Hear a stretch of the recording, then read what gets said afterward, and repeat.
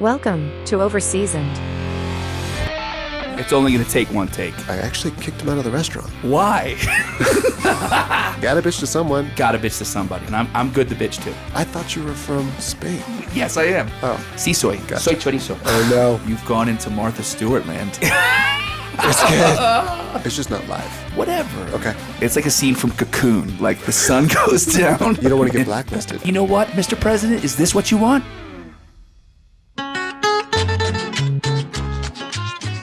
So this is a special episode of Overseasoned podcast because we're recording live currently. Well, at this moment, record. It's live, Right? Yeah.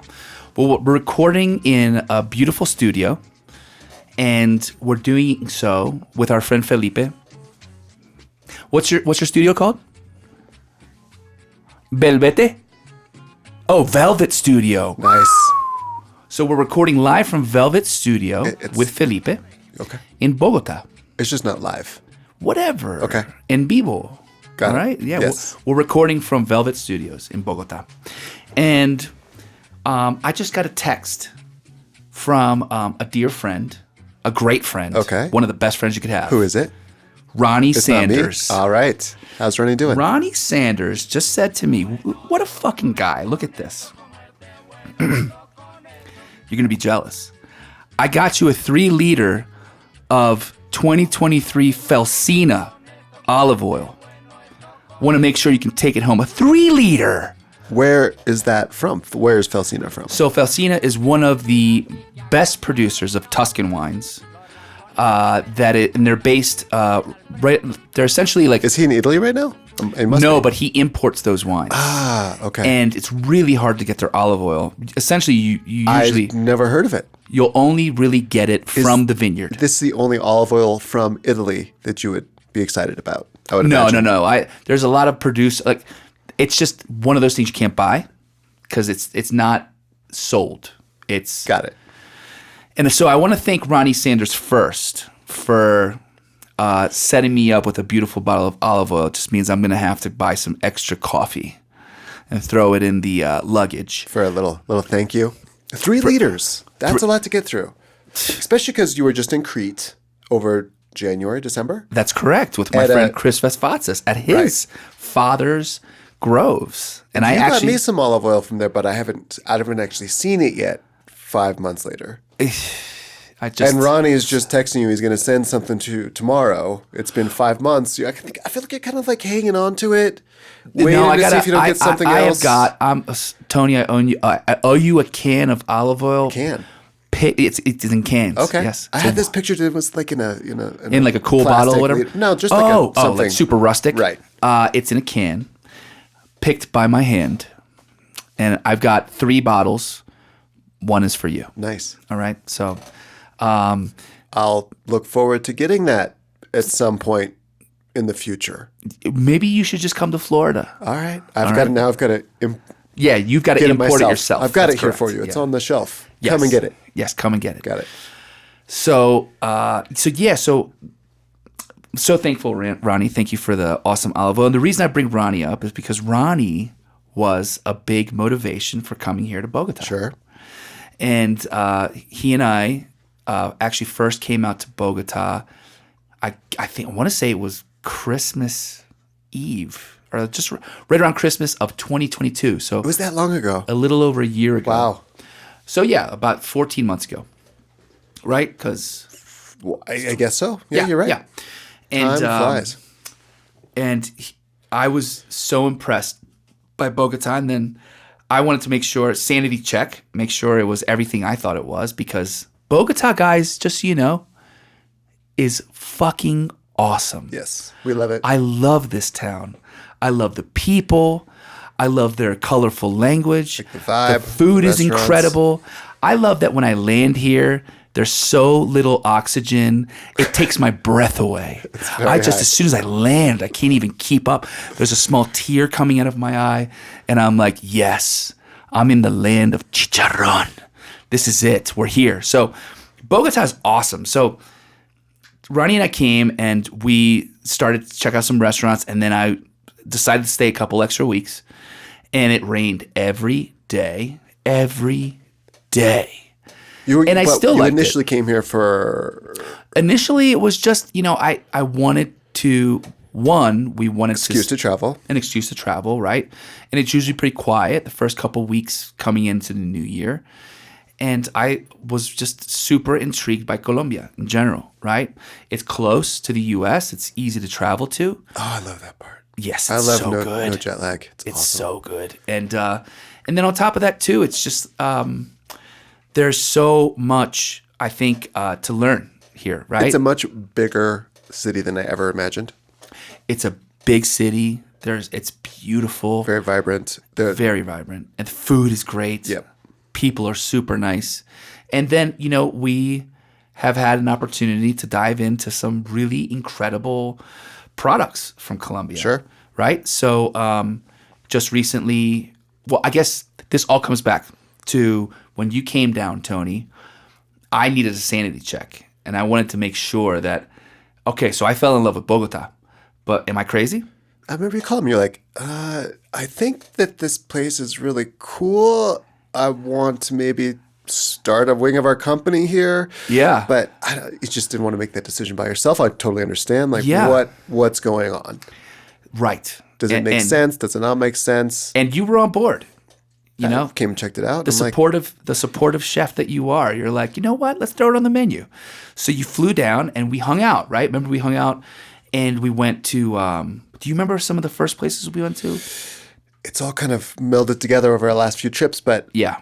I remember going to Pajares Salinas. Yes, Pajares Salinas. And Harry's, of course. Harry's Sazon, yep. You took me to all the top places. All my favorite restaurants. I think we went to Leo, too. Yep, we went to Leo. About. Yep. So I was just blown away from the culinary offerings that were here. It reinvigorated my love of restaurants, honestly. Me too, honestly. So it was dead, dormant. It was, I think a lot of things happened that hurt from the post-restaurant, postmodern restaurant struggle of. Sure, it was a lot of things. COVID, and that was tough on restaurants, all restaurants. Starting a restaurant technology company during also that time doesn't necessarily reinvigorate your love of restaurants. Quite the opposite. Yeah, it does. It you know what? It's a testament to our passion for restaurants that we still even care. Persevere. Exactly. We masochisted our way right through. Masochisted? Yeah. I think that means to chew. Masticate. Masticated. Masticated our way through. I like that. We and here we are full circle, and now we've got an office for our over easy office. Right. Company. Now we're 24 hours from Manila, 12 hours back on the East Coast, Bogotá, same time zone-ish most of the time because America still does that daylight savings nonsense. Yeah, exactly. And so here we are in Bogotá. We love restaurants again. So just so you guys know, there was a moment in time. He's speaking to the live audience right now, guys. Yeah, we're speaking to the live audience. There was a moment in time where Tony and I were just, we always loved restaurants. Sure. We always loved restaurants, but it was just hard because, it loses its mystique. It felt like restaurants in general it didn't have the same discovery, right? It was hard. Well, and things in the States started getting so expensive. And just things started getting so expensive, right. I bought a really expensive grill. I got a really expensive grill, I should say. And what's that mean? That you just won't go out to eat anymore? Exactly. You started to kind of hibernate at home and get more stuff. I got a pizza oven, really badass, like these charcoal, small. How often do you make pizza? Not as often as I would like, but I like how fast it is. I like how easy it is to get something going. You're cooking pizza in like 35 minutes. How often do you make non-pizza items in this pizza oven? Half the time. Okay, so what's like the last non-pizza item you made in there? It was cod, I believe. Cod with chorizo, strangely enough. Fried some potatoes. I had one of those oval kind of fishy pans that fits in there nicely. Oh, yeah. You didn't get it as hot, right? But I used coal in it. Okay. And I have, you can have gas or coal in this pizza oven, cool. right? So is it connected to a line or a propane tank? It has a connection you can attach to it. A connection to it, right? Yeah, okay. But I've only used use charcoal in it. So charcoal, then I put a little, with the pizza, you put a few wood chips on top just to get that flame, to get the bubbly little crispy top. Otherwise, it just bakes it nice. And you can get it super hot or just hot enough to there a bake thermostat efficient. inside of it? Yeah. So to let you know where you're at. Yeah, of course. Okay. So I cook cod with fried potatoes, chorizo, and clams. Ooh. Yeah. That's right up your alley. I That wouldn't is go out to right up your restaurants alley. if that's what I was eating at home. Exactly. Okay, fair enough. So anyway, we come down to Bogota. The food scene is vibrant. The staff is incredibly welcoming and proud. And just, it feels like such earnest love and passion for the restaurant business. Sure. And that, coupled with how beautiful the place is and the weather when it's not raining, is fantastic. I don't mind a little rain. Rain's a little I bit don't every mind day. a little rain either, but I've also been like pelted by hail in Bogota. So, you know, I've gotten Every rose has its bruises thorn from the sky Xavi. here. Every rose has its thorn. It does. It does. So, but we've been lucky. We've had a chance to do a lot of fun things, and especially on this last trip, we've got our office going. We've got a great team. It's evolving really nicely. We've got almost 30 team members here now in the Bogota office, and we actually took the opportunity this time to go have some fun. And we got a chance to go to a really great town called Santa Rosa that's famous for chorizos. And we tried a bunch of different styles of chorizo. We went up into the mountains. We went and saw a beautiful coffee farm outside of Pereira. We did a coffee tasting with our friend Rigo and his friend. And it's been just like a really awesome opportunity to learn. I thought that, speaking of coffee, first off and foremost. Yes, let's start there. It's starting to kind of ruin me on coffee.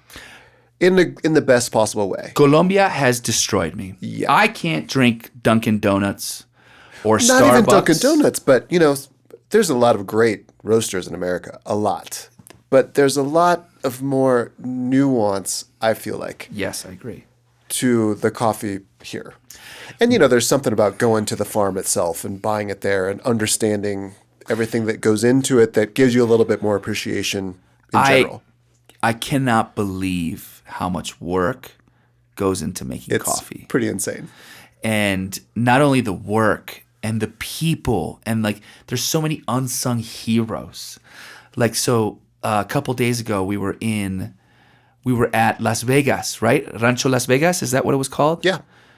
Rancho Las Vegas. And it's a coffee farm that's right outside of Pereira. Huge coffee farm. There was coffee just rolling over the hills. It was coffee plants everywhere. It was amazing. So they specialize in a variety called Castillo, right, which is a certain varietal of coffee.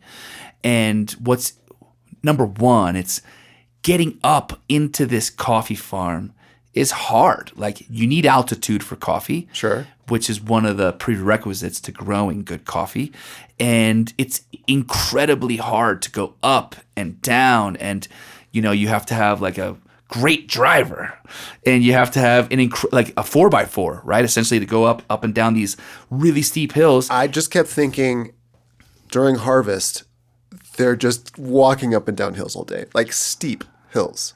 Yeah, and so actually, you know, you guys convinced me to jump up and grab some coffee beans. I almost died. And you were okay. Your little white Adidas just got a little dirty. That's why you're not wearing them today. You got to take them in to get them buffed out. No, they started getting stinky, so I don't want to wear them right now. I need to let them. I'm sure you got a new pair in the way. I do. I got to let them dry out. But so we go up and down these hills, and then everything has to be done by hand because these incredibly steep hills. You can't. They're like 25 degree more. It's crazy. These hills, right? And so in order for the coffee to even grow, it needs a certain amount of moisture and altitude. And it sounds like a very finicky plant. Like, you can't just grow good coffee anywhere. It has to be of course, in very specific place. And obviously Colombia has that, right? And as I've grown to not only appreciate and learn about Colombian coffee, I've also gained to understand that it has this rich complexity, rich chocolatey style to it that maybe coffees from Panama or Ethiopia don't necessarily have. How was your sommelier experience, and like how is that played into understand? I mean, I guess it's kind of the same muscles, really. Sommeliers ruin everything, right? Ah, that's right. And so I have That's gonna be my effectively next t-shirt. ruined. Yes, I have ruined myself because what I discovered down here is how much I love natural coffees. So Natural meaning. natural meaning in how they produce the coffee. Not, I mean, I have to imagine that most coffees are natural because just seeing how these farms are, they're not spraying or No. it's literally growing where that's it it. can, Right. And then people are picking what they can because I remember that the guy who oversaw the ranch, Rancho Las Vegas, was saying that often much of the coffee will go unpicked because there's just too much and you can't get it all. And depending on where the trees are and depending on how steep it is, and I'm sure there's things about the climate. If it's raining too much, they can't pick it because it'll get moldy. There's all kinds of there's things. a lot of stuff going on. So, so there's when the beans are harvested, which 95% of the time, maybe even more, especially at this ranch. This ranch is 100% harvested by hand. Yes, we right? saw it in action. We saw it in action. And these guys and women and men are just like... They said that they would use women to pick. During the big harvest, they had a few different harvests per year, right? Yeah. Do one or two. But the women would pick because they'd be way more discerning. Yes, yes. Like, so they get paid by the kilo. Like the proprietress of she's like, men can't do this. Right. They rely on... That's true. She said that women are much more discerning. Yes. In the quality of the beans and the quality of coffee and the cherries that are being pulled. Mm-hmm. And anyway, I mean, it's incredibly manual. It's incredibly hand intensive. And the steps afterwards, there's... Oh, so many steps. Yes. And so you harvest these berries, right? And the berries have a fruit around them.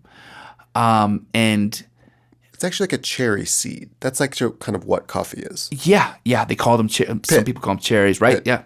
And so the seed is what you're after, right? And you want them to have phenolic ripeness and all this stuff. And so you're looking for these light red to even more like burgundy red cherries that show you that the fruit itself has ripened. And this is an El Nino year this year, so there's a ton of fruit on the trees. There's a drought right now. That's correct. But El Nino is before, so that's gave enough water. Is that what you're saying? So yeah, the grower was saying that because there's so much sun, a lot less rain than normal, that the plants have gotten... I thought El Nino meant more rain. Sorry. No, El Nino in South America means less rain. For us, it means more. Okay, interesting. Yeah. So El Nino, and that's why there's a drought. Got it. But as a result of that, it means he said that the sun is coming and hitting the farm so much more that the trees are bearing a lot more fruit. And as a result of bearing more fruit, faster, perhaps, probably ripening faster. And he said the flowering this year on the ranch was just incredible. He's like, there's so much coffee, so much good coffee. He said it's one of the best vintages or harvest. Yeah, there's benefits. Yeah, absolutely. Go Exxon. So now, so there's some benefits to global warming, and in this case, hopefully, but it's El Nino. That's it's the best part of your cup. So it's El Nino, right? Yeah. So anyway, so when coffee gets brought back from the farm, when it gets picked, there's a few different processes by which you can get to a point that you're going to get to a usable bean or a usable cherry from the center of the fruit. And what I've grown to really fall in love with is there's three major types of processes, right? One is the classic, which is called washed coffee, right? So that's essentially when they're taking these berries, and the center of the berry has a seed. They call it coffee cherry. And they call the seed the cherry. Call the seed the cherries. Okay, yeah. Got it. It's not the whole fruit. It's the cherry. Right. The seed is the cherry. The seed's the cherry. Got it. And so the fruit will come back, and they're trying to take the outer membrane and skin. Which was kind of sweet. We were popping them in our mouth. They were very good. Yeah, they taste good. And so traditionally that's the classic I method. expected it to be bitter just because. Yeah. It's got like it's hard to describe. There's not It's- much. So you're. No, right. Yeah. It's a very, so let's, yeah, the You coffee. can do it. You can. I'm going to do my best. Yeah. You can do it. So the coffee bean, you know the size of a coffee bean. I'd say it's about the size of what? Like a corn nut. I would say a corn nut, like a cranberry. Okay. They look like cranberries. When They they're look ripe. like little cranberries. You're right. And there's a really thin layer of fruit flesh on the outside of these, and then the bean is the majority of the size. I'd say, let's say 90% of the size of it is the coffee cherry. And so the bean itself, right? And then on the outside is just a little thin membrane of like really taste. They call it cáscara, right? Which means shell in English. But it's this really lightly sweet. It almost reminds me of the texture of like lychee. Like the outside of a I see lychee, that. right? And it almost tastes, it's not as fruity and floral. It's a little bit more delicate, but it's got that kind of like texture, right? Like if you bite into a lychee, it's got like slightly gooey kind of, outside fleshiness. So anyway, there's a style of coffee I fall in love with. It's called natural, which is essentially when they bring the berries back, instead of washing the outside fruit off, they'll allow it to dry and keep the outside I mean, it goes through a fruit machine on. that like breaks the fruit off, right? Yeah. We saw it. Then they literally wash it in water. Yeah. So they leave the fruit whole Yes. and so then let instead it of dry out a little Correct. bit, like Trockenbeeren Auslese Whoa! Goodness. puts in a little. Yeah, in a it is way. like a In a Trockenbeeren way. Auslese, right?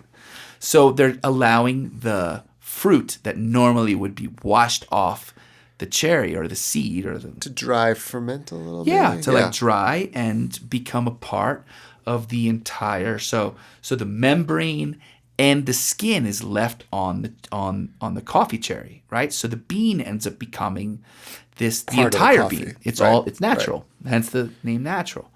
And I think this natural process has been very And famous. is it newer? Did you catch that? So Or at least from what I've learned, because now I am very interested in coffee and I ask questions a lot. From what I learned, this is something that in many parts of Ethiopia has been part of their process for years. I mean, I would imagine that's how you'd start learning what coffee is you go to the don't- source. Well, that plus, you're growing coffee beans in centuries ago. You Yeah. just dry out the whole thing Right. and then see what happens, right? So I'd imagine it would be the first coffee Yes. Right? The first coffee most likely was a natural coffee. technique. Yes. So once these cherries are But it's probably either really washed or labor kept intensive. I natural. mean, you can't dry out as many. So it's easier in a way. I think, like with everything, when you introduce a washing or anything like that, you're limiting the amount of things that can go wrong. Because I believe when you bring It doesn't coffee need a lot of berries, space to dry out that much coffee. when you bring coffee berries back, let's say you have like a big production, there's a lot of things that you're worried about, like mold, Sure. or Pests, everything. pests, right? There's all kinds of things that can go wrong when you're going this natural route. And so washing the seeds, there's once you wash all, let's say, the sweet fruit off and all that stuff, then you're not worried about like bugs. Right. Moisture or content is moisture reduced. content's been reduced, and you're essentially working with a nut, Right. right? Like the nut, the More stable. yeah, exactly. It's a stable thing. So definitely the natural coffees have, let's call it maybe more variability, but there's higher risk of something going wrong. But when they're done well, they've got this incredibly complex lexicon of fruit flavors and fermented flavors and funk in the best way. Like, for example, like some of my favorite coffees have this lifted, fruity, yogurty thing going on that you just never taste Right. in most traditional coffees. Sure. You're not going to. I don't know about natural coffees in America. So they're definitely, I mean, They're there, of yeah, course. For sure. Specialty coffee shops will have. I just don't see them that often. Now that I've known Right. what to look for, I haven't really found it on the shelves. Right. No, I don't. I think it's third wave coffee shops, small coffee shops, Right. smaller roasters. Still will hard to find. It's still hard to find, yes. And now that we get to come to Bogotá. Because, this makes a lot of sense. It just popped into my head. But as an American coffee roaster, you're not buying whole fresh beans. Right? You're not getting fresh beans shipped to you. No, to dry, never fresh. Right? Never fresh. So you'd have to get the dehydrated whole Yes. beans. And I don't think that probably happens that often. It's it's a lot of it goes in. I'm sure a lot goes into that decision. But imagine, for example, like even just the packaging. Yeah. Right? Like if you're gonna have all these micro lots of green coffee that's shipped to you that, let's say, is natural, it's so much harder to make, especially at scale, that it's like, what are you gonna do? Create a You probably have to roast it differently. There's a lot of there's different a lot things that goes going on into there. it. Yeah. And it'd be really interesting to get like a coffee nerd to come down with us. Somebody who's really, really into it. Sure. To learn more and see their perspective on it and stuff. But long story short, coffee. Right. I like the honey coffee that has the. It has the. I'm just getting my terminology right. Sure. The the shell. Cascara. That part taken off, but they are unwashed. Correct. So you get this a little bit of the fruit membrane. Yes. Around the cherry that. Yes. Dries and ferments and does that thing. I Yes. really like that flavor. I love that coffee too, and it Why do doesn't they call it have honey because the membrane. If you're looking at the coffee cherry, the natural, of course, is leaving it all intact, and then the other opposite and classic style is the washed, where they take the skin off and wash it off, so you're just left with the nut or whatever, the seed in the center. Now, if you take the fruit membrane off the outside, the cascara, the skin off of the seed, but don't wash it, it's kind of like Tacky. It's tacky, kind of, like honey. something's left on there. Right. Oh, so they just use the word honey. Got it. Yeah. Not miela. Well, I think I'm not sure. I think in Just go for it. Ecuador or Guatemala, one of those, there's an actual farm or producer who's Started it. yeah, who's credited with creating this honey style. Got it. But they didn't want to have all the fruit and all the intensity and all that comes with natural, but they also wanted to give a coffee experience that was more, let's say, Come on, it was probably a mistake. All these things are happy Yeah, mistakes, could be. happy accidents. Could be. Someone forgot to wash the coffee, or the thing that turns the Yeah. water on to wash the Or coffee they were out got of water. broken, Right. and they left. So they're like, Oh, it's honey. Honey it is. go for it. So you think that's your favorite? I think that's my favorite.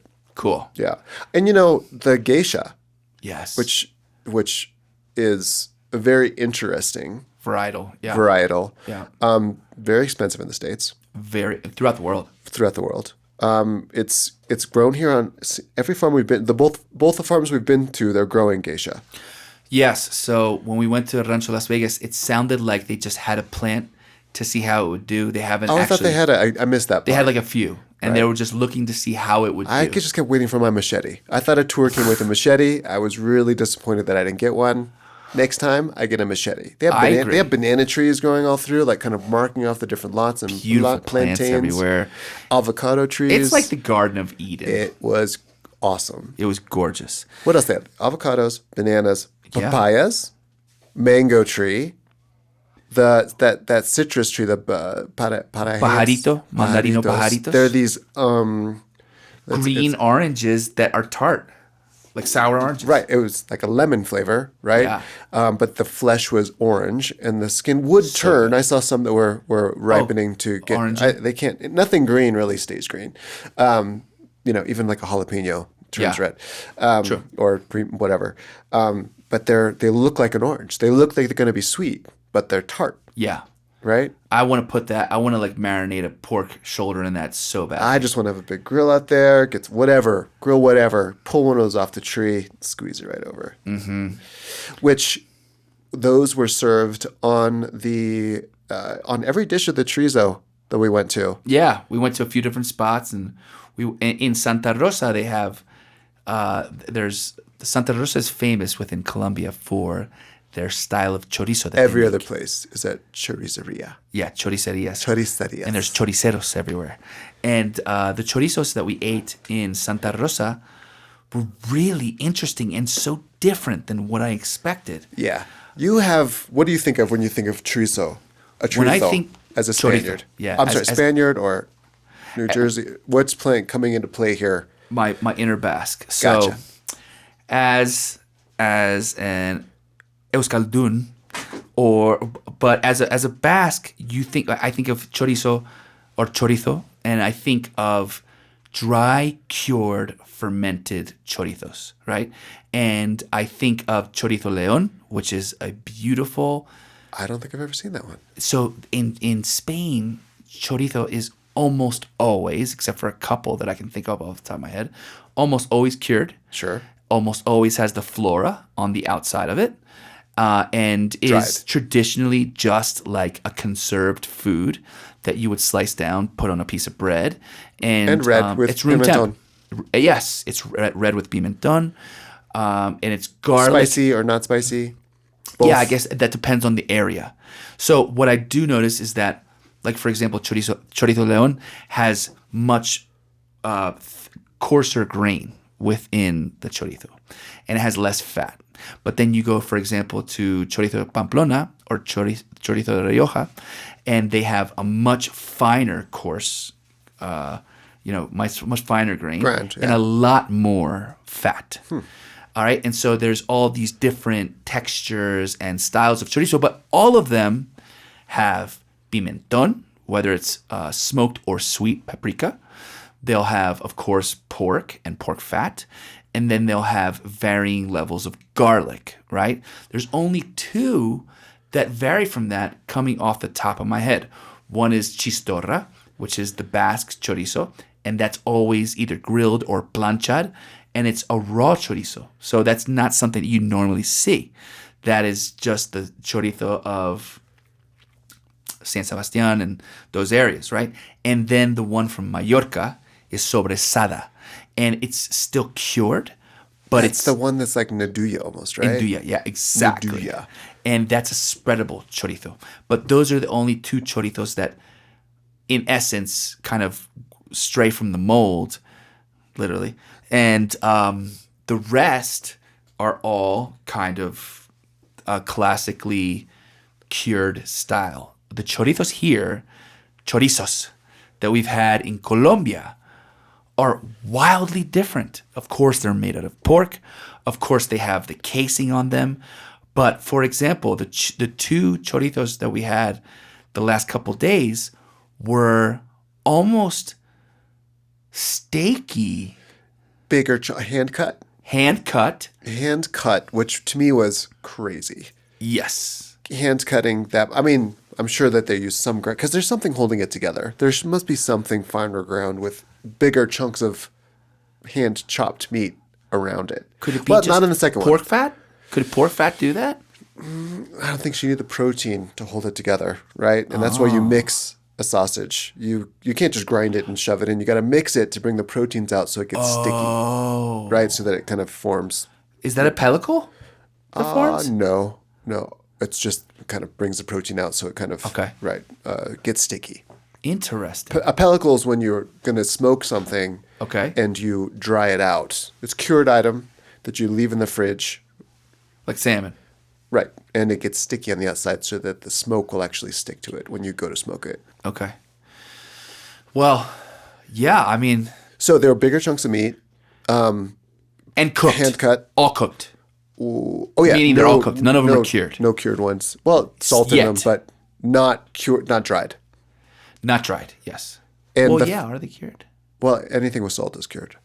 Oh. Technically. Salt cures everything. Salt cures all. Yes. So with the first one we had a chorizo in broth, which we were kind of weird. We were looking at the photos ahead of time. We're like, what is that? This looks interesting. Yeah. Yeah. And he had a secret ingredient in there. Nothing spicy. Yeah. But there was a little bit of red flakes in there. He said he did use some pimentón in the broth. But I don't know that right. Right? That's right. He said that. So it was served with the lemon. So it was the broth, the chorizo, and the lemon was the dish. And he's like, you can put some of the sorry, one more time. Mandarina pajare. Mandarina. Pajare? Huh? Mandarina pajareo. Pajarito. So you'd squeeze a little bit of that on there, and it'd brighten it up. It was good. It wasn't necessary, but yeah, I feel like it's one of those. It's kind of like you get a lemon with everything in Greece. Yeah, it's kind of like that thing. Like they have these 3 different preparations mandarinos. of chorizo, 3 different styles of cooking it. Yep. Right, but it was all the same chorizo. But each one it was had the same a different sausage, way that right? it would in be different eaten. interpretations. Right, one would be with the lemon. The next one would be with hot sauce, which you are very happily surprised about. I love that. Yeah, that was the roasted. That's one thing about the Colombians that I'm surprised by. Is maybe not surprised by, but you're not. In general, it's not a very. I told you it's spicy the hotter place. It's the hotter climates that like spicy things because they sweat and they cool off. Is there more spicy foods in Cali and the coast? This is for you guys to. No. So well, listen, no. You guys are very spicy people. Let's start there. Maybe they already have enough spice. Well, the women Colombians have enough spice already. That's how you're born with the spice. Yes, the Mexicans definitely love spice. Well, the woman we were speaking to at the market today, yes, she was like pepper queen. Yeah, She'd so we went to Palo worked in this market Quemado for 35 years or something. We went to Palo Quemado. I think she's been there since she was like 17 years old, yeah. she said. And she was the pepper woman. Sounded like, so we heard a story today from a really nice guy who gave us a tour of the Palo Quemado, which is one of the major markets here in Bogotá. And the Palo Quemado, I guess about 52 years ago, something like that. I remember 52 for some reason. They started Palo Quemado, which was like they got a bunch of markets and stands and producers to come together into one central market where they could each sell their produce or their stuff. And it sounded like from her story that when her mother was selling different items, they were a part of that migration to that central market. And so she's been at that market for years. And was the one who kind of brought the hot pepper. So I don't remember her saying she like traveled around and put them in her baggage, right? Yeah. She was like would bring them back, the seeds, and then grow them. Yeah. So she was saying how she always heard people asking for chilies and stuff, ají as she calls them, which is like the Peruvian name for chili, right? Chile. And so she said that she'd always hear people talking about how they wanted peppers and spices, or maybe that's what she heard because she likes them. And then she ended up going to Mexico and spending time, like months at a time there to learn about the different chilies they had and how they're prepared. And she started to smuggle the spices and the seeds. She had bird peppers. She had everything. She had everything. All dried and peppers. Chipotles. And sauces. She had ghost peppers. Really good sauces. She had great Reapers. Sauces. Yeah, she had the Carolina Reapers. So she has all different types of chiles. And she said they're not hot. It's not the chili that puts the spice in the salsa. It's the cilantro that hurts your belly. and the onion and the tomato. Yes, and the tomato. That's what hurts your belly. Not the chili. Right. She was awesome, and yeah, it was really interesting to hear from her perspective how important the Peruvian chilies and the Mexican chilies and how different they are, and how the expression itself changes when you grow the pepper here. Like a terroir kind of a thing. The terroir of the peps. How it changes so much based on where you grow it. Really kind of interesting to hear. Really cool. I think the lady knows her peppers, right? She definitely knows. She's not going to say they're best grown here. She knows where they're best grown. You know, I tried to finish it off with a soft flirt. The 60-something-year-old lady was all sweet and stuff, and I tried to finish it off saying, you know, I'd give you a kiss, but you're probably too spicy. She's like, you're not my husband. I'm like, damn. Thanks for. What'd she say? That I'm not spicy enough?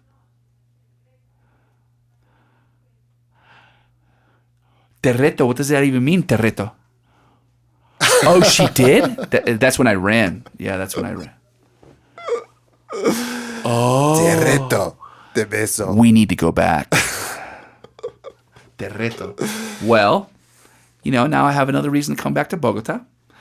And as far as I'm concerned, I feel like there could be worse scents than ghost peppers or Carolina Reapers. Worst scents? There could be worse scents to look forward to in a kiss. A spicy kiss might be kind of fun. Never actually had it. Would definitely make for an interesting second step in that. But, I feel like... Look, what's better than what's... Obviously, like an ice cream kiss, I feel like would be really great. But, like a burrito kiss might be fun. A burrito kiss now. Yeah. Throw Let me know. in there. Let me know when you find out. That would be your favorite, Johan. Like a burrito kiss. No? Maybe. I think so. A cipote kiss. And then the chorizo place we went to up in the mountains was, first off, beautiful. The drive I never alone quite was worth understood. It. So, Bogota is a big city. Yes. And it's surrounded by beautiful mountains. Beautiful, very steep. Super high altitude here. What's the church on the top of the hill? Monserrate. Monserrate. So, serrated mountains. That Serrated gives you an idea. Because there's also a Monserrate in Catalonia outside of Barcelona, right? Or Barcelona. It always comes back to Spain. Every single time. Does it? Well. It should. It will. Yes. So it's a big thing for Rolos, right? Rolos are the people of Bogota, right?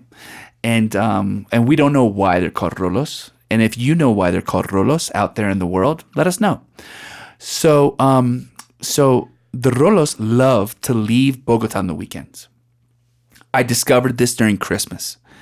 We got here for Christmas, and I thought it was going to be so much fun. And New Year's, originally, the first trip. You spent 2 Christmases here then? The one? No, just one. Okay. Just one Christmas. Oh, that's right, because we were in Egypt. Oh, that's right. Never mind. God, we're so cool. And so, so we went. I was here for New Year's, and I'm like, Bogota, the capital. It's like one of the largest cities in the world. Fuck, it's gonna be awesome. Parties everywhere. Firework. I don't think I saw one firework. The streets were empty. Everybody's left. Nothing's open. And I'm like, where the fuck is everybody? And they're like, closed. Everybody leaves. Yeah. Everybody leaves. If you're cool and you're from Bogota, you don't hang out in Bogota. And I'm like, what? It's like New York in the summer. Right. It's like New York in the summer. So I think this last trip that we took, what was the town that we went to called? Chuachi. We went to Chuachi, and it's the beautiful ride going up and through the mountains. And from there, of course, you see like the city from the vistas up top, and then you just keep going, and it turns into this beautiful mountain forest almost. And it's, there's a bunch of, you see like even the style of people changes. It's not so like city, modern, cosmopolitan. It becomes more relaxed and a little bit more like ranchero style, like more farmers and more relaxed kind of lifestyle. A lot of ranches. Well, outside of the city. We saw happy chickens. We saw upset chicken owners. We saw all of it, right? And while we were there, we found Johan actually found the most beautiful arepa that we have ever seen or tasted. The chorizo. The chorizo was fantastic. And the chorizo was great too. We were told that I'm not a arepa connoisseur by any stretch. No? No. No, me neither. But guys, that was the first time I've really liked an arepa. Right. And we're told that these are the best arepas. I'm not a big arepa person. I'm not. I want to like them. And I'm here to learn. But this was fantastic arepa. This was the arepa. This has been the arepa. That was the best arepa I've ever had. So they griddle them, right? They're on a plancha. They griddle them on a plancha. Sides. And they make them thicker than most of the arepas I've had. It looked like a crab cake. It was like the size of a crab cake. About a 4-ounce crab cake. Yeah. Yeah. And then they'll put them on this thing in front of a broiler. It's almost like a trompo y leon side, right? A trompo? Yeah, you know the thing? Yeah. For pastor. For pastor, Yeah, right? yeah, okay. Like a broiler, but it's on the side. And then they have these little turntables that they place that was arepas a on cool to contraption. turn after they've been crispified. Yeah, so they would sides. griddle them on the plancha, dry, right? and then they would put them on these little side broilers. Little turntables. Yeah. To just Yeah. to get the make sure they're crispy all the way around, which was great. I didn't notice that till the very end. I'm like, I was kind of thinking, how do they get them crispy on the sides? Yeah. And So then I this saw- guy up in the mountains would take the corn, soak it in water. He said it would mash them by hand corn here to also make is his different. own masa. Yeah. Right? The corn here is like a bigger, chewier, Starchier corn, for sure. corn. Yeah. You can see the cobs, and they're all kind of like Misshapen bigger, chunky, and- yeah. loose, right? But it's like a big, chunky kind of a corn. It's not as sweet as the American corn that we have, Right. that we have. And so he got the corn and soaked it, and I think he also said that he would roast it right over a fire, There's something with ashes. direct in the ashes. Yeah, In ashes. So he would roast this corn in ashes, and then he'd take the corn off of the stalk, and then soak it in water, and then he said he would mash it by hand, which now gives me pause from a sanitation standpoint, but whatever, it was delicious. And then he would add cuajada to it. Cheese. Well, so Water. cuajada is Whey. like the milk with the coagulant in it that almost yogurt, but not quite. Right. Right? Like it's almost like a firm milk. And it gave it this incredible tanginess. And I could tell right away what a difference it was. And it had this incredibly moist, almost like lactose sweetness. And then it was stuffed with campesino cheese. No. The cheese is also cuajada. So they're making the cheese there as well. So it's still a That's why I kind of think it's like the whey, right? Yeah. Yes. It's Yes. not even. It's the This whey is that's the coming. whey. Right. That comes from the making of the cheese. They're Right. Like, why not use some of this in there? So and that cheese is a cow's milk cheese, right? But it has an almost mozzarella type of fresh cheese creaminess. Yeah. That was a fucking incredible arepa. Yeah. It made me a believer. It's like you need that one Now, but that we can't, changes you. We're going to be searching for that one forever now. I don't even because want to there's eat it. That. See, We're done. Maybe so sommeliers ruin everything, and Colombians, you guys ruin everything. I can't drink coffee now. I can't eat arepas. I'm never gonna see chorizo the same way. Right. Then the chorizo there was again chunky. Yes, his chorizo was really cool. We He also felt cooked like it it on was the just plancha. eating a pork chop. It was that. It was so chunkiness. meaty, There yeah. was no grind to it really. So imagine you're slicing through chorizo, as all people do, right? Let's just imagine together we're slicing through a chorizo. The Spanish chorizo is a slice, and you can see like the colors, Different right? grounds, right. It's like red and orange and white, and sometimes it'll have that It's an the even skin, grind. and it's an even even grind. grind. Correct. It doesn't matter if it's fine or coarse or meat, whatever. It's even. That's correct. So all the ingredients are evenly distributed. Yes. Through that. Now, this chorizo from this man who's the ultimate arepa man, his was, if you slice it, number one, it's white. It's lighter colored. It's the color of a pork chop. Right. There's no spice in it. There's no no pimenton color, Right. and there's no spice. There's no orange. It's all like either beigey pink or it's the color of meat, right? And he said it was leg. He said it was ham. Yeah, Right. he said it was leg. He said he made it out of leg. But we thought it was loin. It was that meaty. It was that meaty. Yeah, it tasted like so. But what was so interesting about it is you could do a slice. You could do let's say a half-inch slice of the chorizo, and there might only be two chunks Yeah. of meat in there. Yeah. So it almost was like it was like a steak link. Yep. It was steak link. Yeah, it was. and it was delicious. But it reminded me very much the flavor of adobo. Because, my mom growing up, everything had adobo. Everything had adobo, right? It's like that's salt is adobo. And it had a flavor of like garlic, salt, a little bit of cumin. And that's it. It was simple, you delicious. saw fennel seed in there too. Did you? It was some sort of seed. It also just could have been like just some random piece of tree. Something flying around the trees. Yeah, right. yeah. Because that's all he did. He made arepas And chorizo. and chorizo. That was it. That's it. And they were great. They were fantastic. They were great. So, I mean, we've got a lot of things that we need to explore. This chorizo expedition, it just keeps growing. It could just keep going. I have a on. feeling that we're gonna actually listen. Nobody talks about chorizo enough. Nobody, and I'm pretty sure we need to bring more chorizo to people's lives. Yes. If there's one thing the world's missing, it's more chorizo. I agree. And we're gonna. I can't sleep if there's a chorizo in the house. If I know that there's one of those palacios. Palacios? Palatio? Palacio. Palacio. If I know that there's one of those in the fridge, I'll do that thing where I kind of get up, pretend take like you're 3 sleeping. slices, It's just, so what do you... put it back away, get up again 15 minutes later, take just a few one more slices. slice. Now, I had a question for a true Spaniard. Do you take off the casing? So, I do not. You do not. I eat the casing, the tripa, whatever it is. But for some chorizos that are very thick, then, if it takes away... If it gets stuck in your teeth, you're going to take it off. I have, not sure if you guys have ever been here, but I have eaten a slice of chorizo where, you get so excited, you're hungry, and you start to chew on it, but you don't swallow the entire mouthful. You just swallow a portion of it.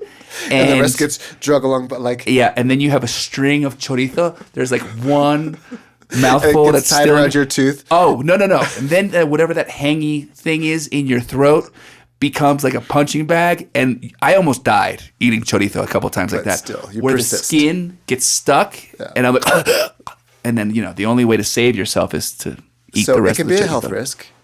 You have to be careful. You have to make sure to cut through, right? You can't. Well, it's because the outside skin, Right. if you don't chew it all the way I through. think most of the time I take it off. It becomes, honestly. You take it off? Yeah. Okay. I do. I take it off the whole. I haven't had it in a while. Everything is forgiven, Tony, because you just told us What that did your dad used to do? chorizo dances in your dreams. It does. And you can't sleep when chorizo I don't have is it in your enough. house. I can't have it enough anymore. But I disagree. Nitrates, if it pickles, if a nitrate will make it so a chorizo lasts, I think it'll do the same. every once in a while I get one for a recipe, right? Mm-hmm. And then I'll use a quarter of it, and the rest I'll just. That's mine for the bed. Yeah, of like when course. I did that dish in the pizza oven, right? Right. You're not going to use with a the whole, cod and the right clams. The rest and you're all just that. going to kind of I like it. go for.